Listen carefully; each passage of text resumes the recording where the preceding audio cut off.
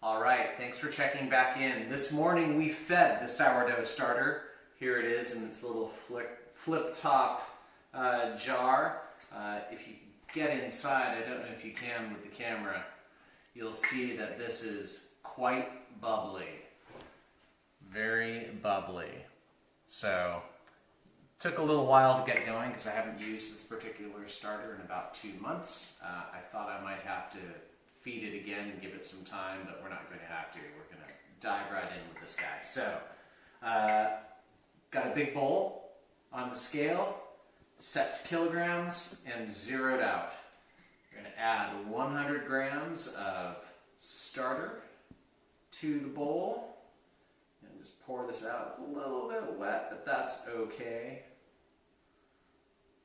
I fed this morning with 50 grams of flour, 50 grams of water, and truth be told, it was a little bit runny even then, but I'm not too worried about it. I think if I were to feed this again, I might up the flour a little bit and reduce the water a little bit, see if I can get this starter to firm up a little bit.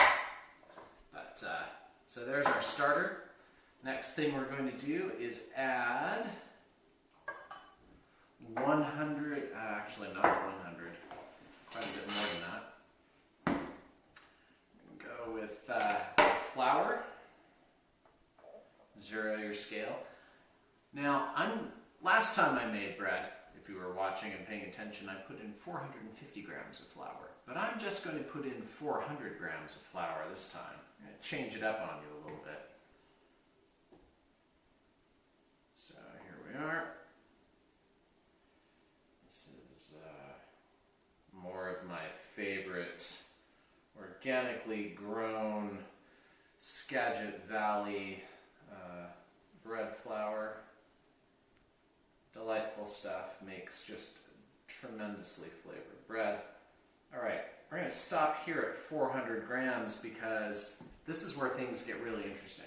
Meredith wanted to learn a little bit more about flair in bread making. And I realized what she really wants to see is how do you include nuts and seeds and olives and all that other fun stuff. Well, it just so happens that I don't have any nuts or seeds or olives right now. But what I do have are other types of flour.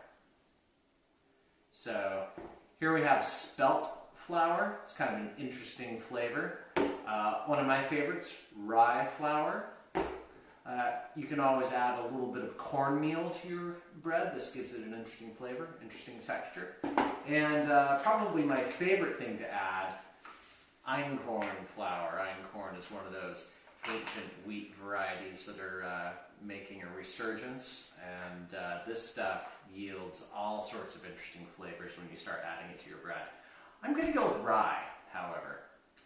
Can't go wrong with a nice loaf of bread that's got some rye in it. So because I've already got 400 grams of flour in the bowl, I'm just going to add 50 grams of the rye flour. And so that's not enough to really turn this into a rye loaf, so much as to give a really nice rye flavor, sort of around the edges, if you will. Oops, a little bit of a rye flour explosion there. And this is a wholemeal rye flour. It's actually quite gritty if you take some between your fingers and rub it back and forth. It's a nice abrasive flour, really good for dusting on the outside of breads, and also does yield a very nice texture on the inside of the bread once you've made it. Lastly, we're going to add a little bit of salt, right around a teaspoon. Should be right about 8 grams or so. Yeah, pretty much that much. 8 grams. And then finally, we're going to add 320 grams of room temperature water. Zero this out.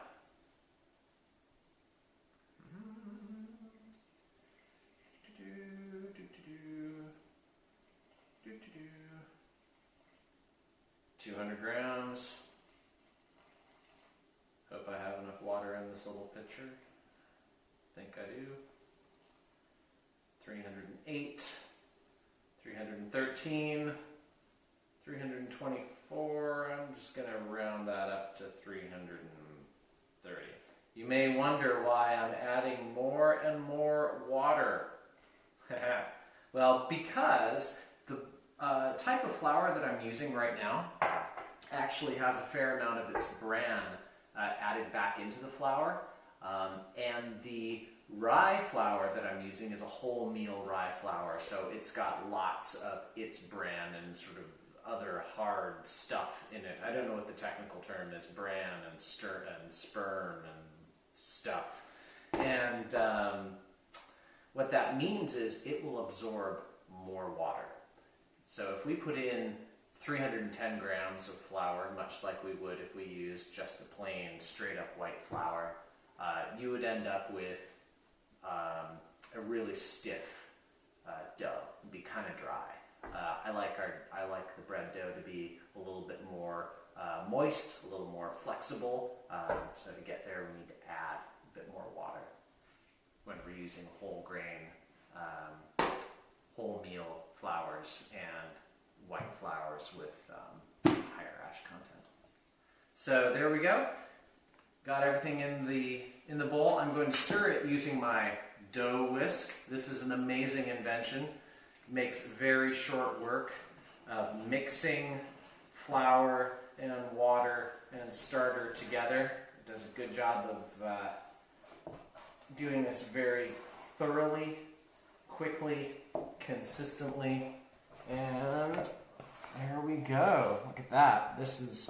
We are now at shaggy mass. If you remember before, I like to talk about getting your ingredients mixed just to the point where they get a bit shaggy. That looks pretty shaggy to me.